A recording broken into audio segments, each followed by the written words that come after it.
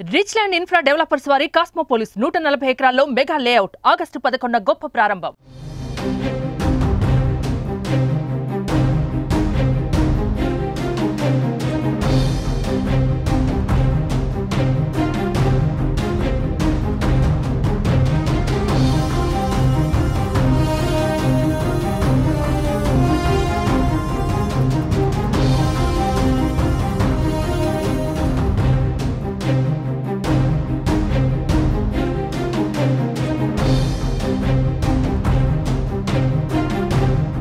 Delhi liquor scam కేసులో మరో కీలక పరిణామం చోటు చేసుకుంది. ఇంతకు ముందు సిబిఐ ఫైల్ చేసిన కేసులో డిఫాల్ట్ బెయిల్ కోరిన కవిత ఆ పిటిషన్ను వెనక్కి తీసుకున్నారు.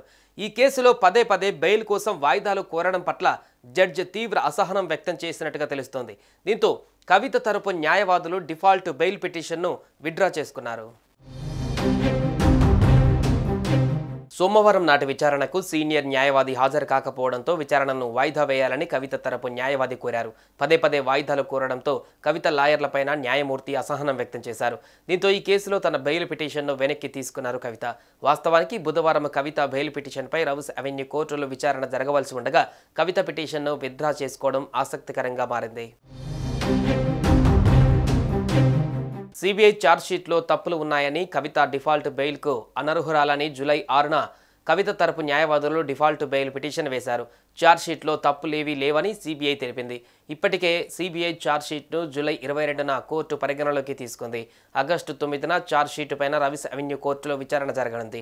ఢిల్లీ లిక్కర్ స్కామ్ కేసులో బీఆర్ఎస్ ఎమ్మెల్సీ కవిత బెయిల్ కోసం తీవ్ర ప్రయత్నాలు చేస్తున్నారు. ఇప్పటికే బెయిల్ పిటిషన్ను పలుమార్లు పక్కన పెట్టిన రౌస్ అవెన్యూ కోర్టు సోమవారం నాడు డిఫాల్ట్ బెయిల్ పిటిషన్ విచారణను వాయిదా వేసింది. మంగళవారం అయినా విచారణకు వస్తుందనుకుంటే రౌస్ అవెన్యూ కోర్టులో డిఫాల్ట్ బెయిల్ పిటిషన్ను బీఆర్ఎస్ ఎమ్మెల్సీ కవిత ఉపసంహరించుకున్నారు. ఢిల్లీ లిక్కర్ కేసులో కవితను మార్చి 15న తొలుత ఈడీ, ఆ తర్వాత ఏప్రిల్ 11న సిబిఐ అరెస్టు చేసింది. అప్పటి నుంచి కవిత బెయిల్ కోసం ప్రయత్నిస్తున్నారు. అయితే ఈడీ, సిబిఐ పెట్టిన 2 కేసులలోనూ సాధారణ బెయిల్ ఇవ్వాలన్న పిటిషన్ను గతంలోనే ట్రయల్ కోర్టు కొట్టివేసింది. ఈ ఆదేశాలను ఢిల్లీ హైకోర్టులో కవిత సవాల్ చేశారు. అయితే ఆమెకు అక్కడ కూడా నిరాశ ఎదురైంది.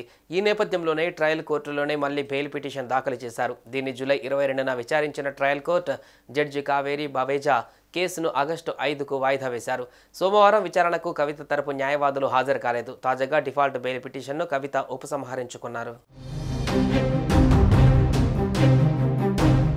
సుమన్ టీవీలో మీ పర్సనల్ అండ్ బిజినెస్ ప్రమోషన్స్ కోసం కింది నెంబర్కి కాంటాక్ట్ చేయండి.